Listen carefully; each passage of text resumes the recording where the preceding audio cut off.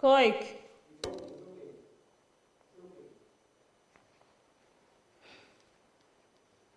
From top. Are we?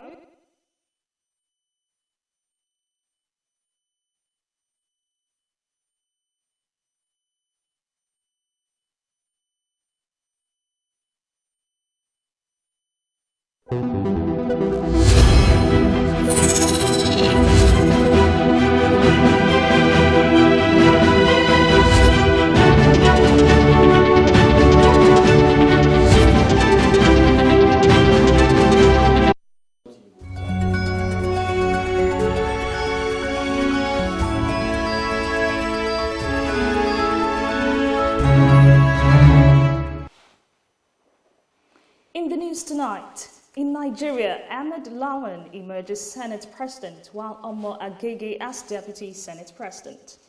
Gbajabiamila emerges Speaker of the House of Representatives. Okorocha finally receives certificate of return. 34-year-old emerges Speaker of Kwara House of Assembly. Welcome to the World News on Television Nigerian. I am Priscilla Eworm.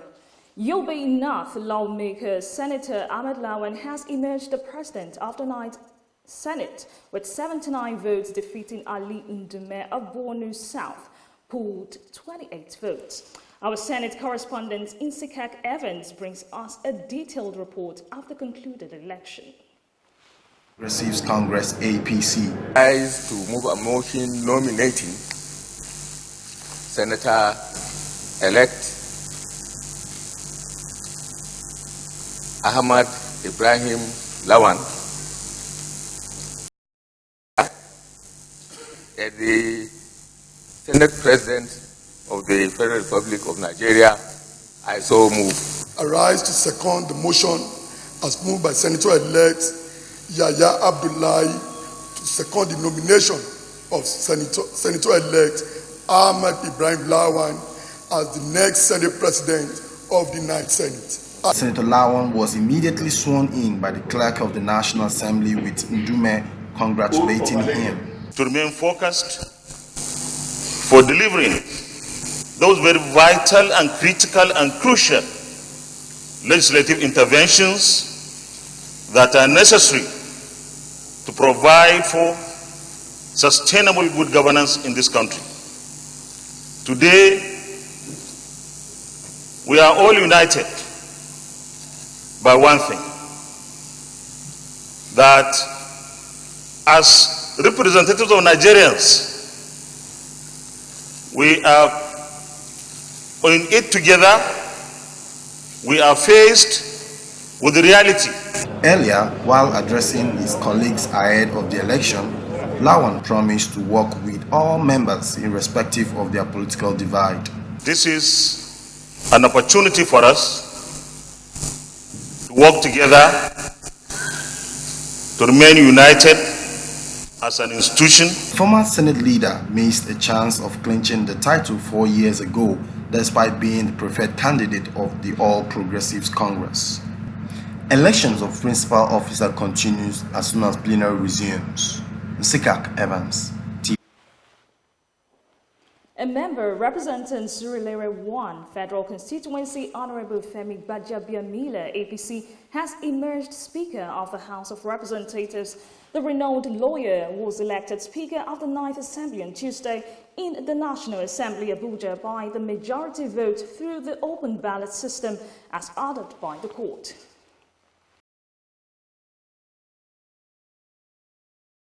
Senatorial District Constituency of Imo State, Rochas Okorocha has been issued certificate of return by the Independent National Electoral Commission. Recall the Federal High Court in Abuja on Friday ordered the Independent National Electoral Commission to issue a certificate of return to Rochas Okorocha as Senator-elect for Imo West Senatorial Constituency. 34-year-old legislator Yakubu Saliu Danladi was elected Speaker of the 9th Kwara State House of Assembly. Danladi, who is the first-timer in the Assembly, is representing Ilesha Gwanara constituency in the State House of Assembly. Soon after the inauguration, Said Popola, the only returning member in the Assembly, nominated Danladi as the Speaker and was seconded by Haliru Janbaba and thereafter adopted by all the members of the Assembly. In the second part of the news, Nigeria celebrates Democracy Day tomorrow, and 6 Imo lawmakers defect to PDP. Nestle Nigeria restates commitment to addressing plastic packaging waste. NYCN congratulates Lawan on emergence as president of the 9th Senate. We will be right back after the short break. Don't go away.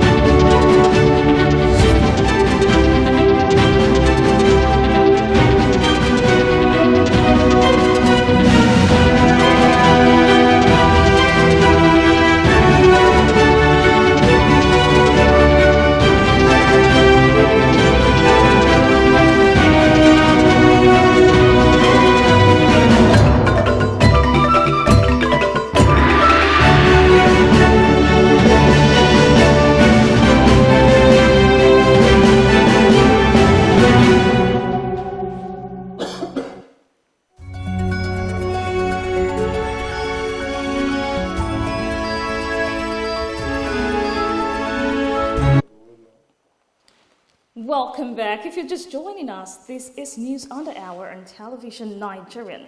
The Center for Democracy and Development on Tuesday marks the commemoration of the 20th anniversary of the Nigerian democracy. Our correspondent, Uchechi Nlemua, has.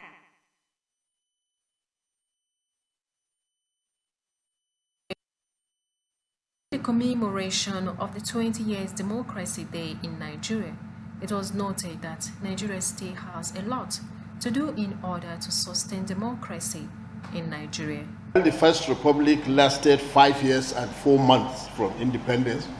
The Second Republic lasted 4 years and 3 months, while the Third Republic was inconclusive. Although it had elected state governors and state assemblies, and it even had a national assembly to which the Armed Forces Ruling Council ceded some inconsequential powers, including the power to legislate on museums, monuments, and public libraries. We didn't have an elected president in the Third Republic, where we had one who was elected on June 12, 1993. Reflecting on the 20 years of democracy, Professor Adebayo Olukoshi noted that the purpose of the military rule was to fight corruption, but unfortunately, the military rulers left corruption behind. And this speaks to the rampant and wanton nature of corruption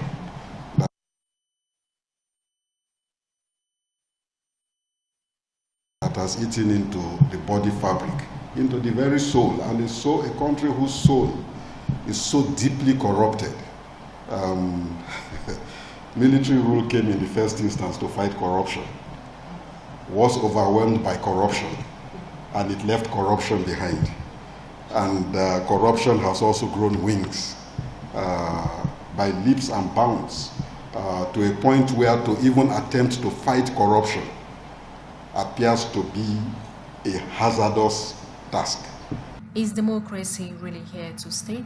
Idayat Hassan, director of CDD, said although it has been 20 years of challenges, but never again will the military come back to power. Has got today.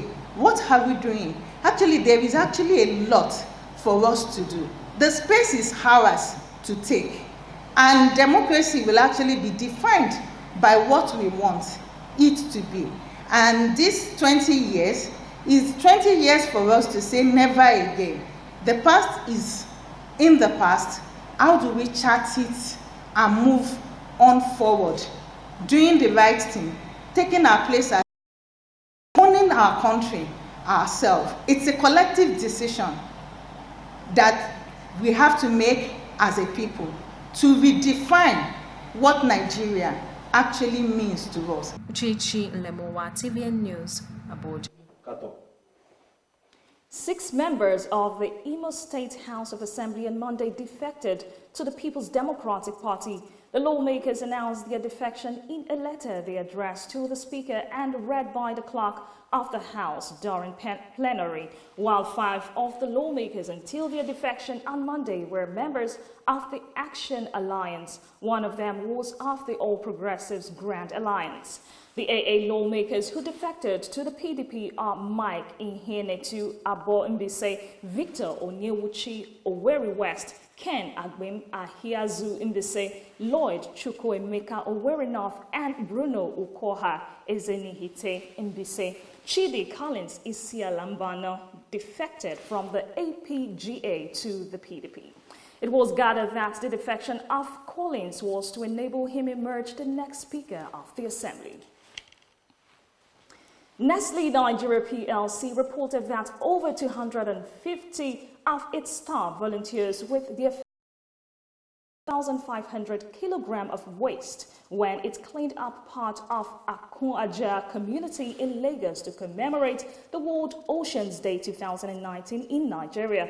The giant in food and beverage manufacturing, which made the disclosure in a statement on Tuesday in Lagos, said it collaborated with Recycle Points, an NGO, in the exercise. According to Nestle, the participants worked together to pick up plastic and other waste found at the beach front, ensuring proper segregation, weighing and boiling of collected materials for proper management. The newly inaugurated Executive Council of the National Youth Council of Nigeria has congratulated the President of the 9th Senate, Senator Ahmed Lawan, on his election. The council, led by Comrade Abdullahi Al-Mustafa Asuku, also congratulated all members of the just inaugurated 9th National Assembly. A statement signed by Awujola Kende, National PRO, the NYCN, urged the new legislature to ensure that it deepens democracy. Let's move to the business desk, where Chinwendu Osisiogu is on standby after this short break.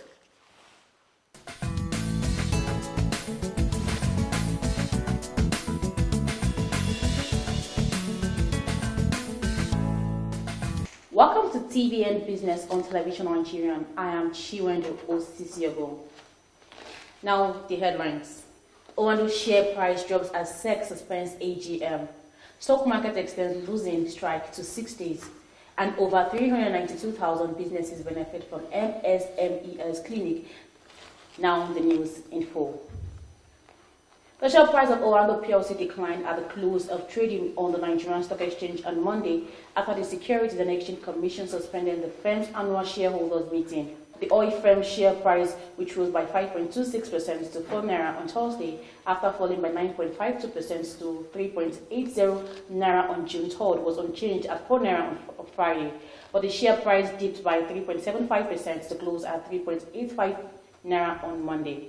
The Apex Capital Markets Regulator announced on Monday morning in a statement that it had directed Oando to suspend its annual general meeting slated for Tuesday, adding that the Commission said it will update relevant stakeholders and the public on the outcome of the ongoing litigation. The Nigerian stock market fell further on Monday, extending its losing streak to 6 consecutive trading sessions. The week lower as the all-share index of the Nigerian Stock Exchange shed 0.4% to close at 30,322.19 basic points, while the year-to-date loss worsened to 3.5%. The of equities listed on the Nigerian Stock Exchange dropped to 13.354 trillion naira on Monday, 402 trillion naira on Friday. Moreover, 20 firms led by a cement company of Northern Nigerian PLC recorded price losses on Monday, while 15 firms gained at the close of trading, with consolidated Allmark Insurance PLC leading the pack. The federal government has said that over 392,000 businesses have so far benefited from the Micro, Small and Medium Enterprises Clinic. The MSME Clinic is one of the strategies of the federal government to make it easier to do business in Nigeria. The project brings together key federal government agencies to a series of businesses forum organized in different cities across the country where MSMEs can easily interact with them. Speaking during a media briefing in Abuja, the coordinator of the screening committee for the Micro, Small and Medium Enterprises Clinic Awards, Monday Ewan, stated that the initiative had been implemented in about 23 states of the Federation.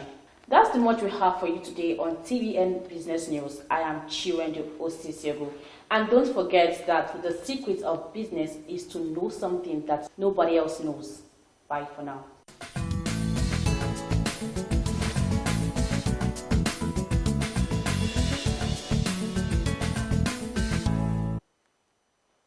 Thanks, Chinwe, for that business update. Up next is the world news. More bodies found as vessels is raised in Hungary. Thousands stranded after record downpour. We will be right back after this break. Don't go away.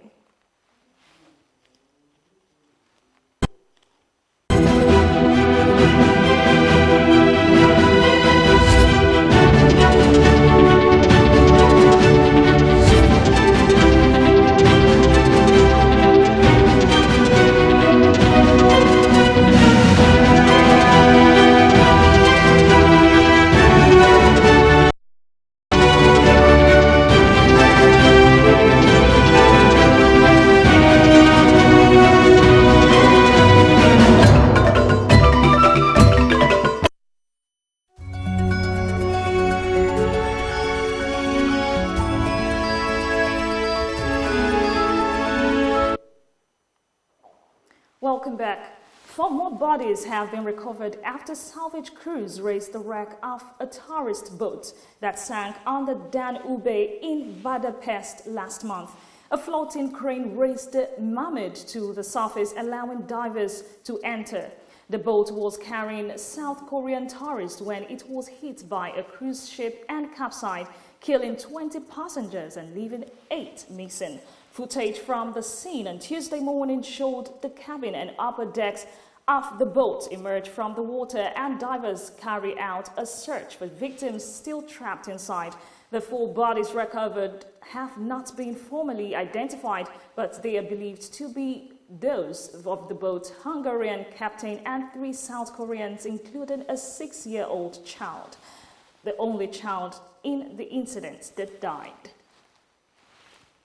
At least 5 people have been killed and thousands more have been left stranded after record rainfall hit southern China. Rescuers have been deployed to help those who are stranded. Hundreds of homes and thousands of hectares of crop have been destroyed by the downpours, which are expected to continue for several days. More than 2 million people have been affected, and roads and bridges have been badly damaged. State media reported in Guizhou province, an entire town was submerged under 2 meters of water. And now in sports, bad news for Super Falcons ahead of must-win World Cup match against South Korea. The Super Falcons have confirmed that the team will face South Korea in a must-win 2019 FIFA World Cup match without one of the key players, Faith Michael. No thanks to the injury picked up during Nigeria's opening group stage game against Norway. Michael suffered a knee ligament injury after a collision with Super Falcons goalkeeper Tochukwu Oluehi and had to receive treatment a couple of times during the match last Saturday before being stretchered off in the 54th minute to be replaced by Chidinma Okeke. Super Falcons head coach Thomas Dean Ebe expressed his sadness at Michael's unavailability for the game. And now in entertainment, the Copyright Society of Nigeria has continued to hail the contributions of reggae maestro Raskimenu a year after his demise. Kosan on Monday held a memorial lecture to honor Kimono, who died on June 10, 2018, for his contributions to the development of the Nigerian music industry. The memorial lecture, entitled Revolutionary Music for Equality and Justice was delivered by Professor Duroni, a former Deputy Vice-Chancellor, Management Services, University of Lagos. According to Oni, Kimono employed the reggae music genre as a social canvas through which government failures and the suppression and marginalization of the masses were addressed. And that's how much we have on the news at the hour. And don't forget, democracy is not an instant coffee. I am Priscilla Eworm. Good night.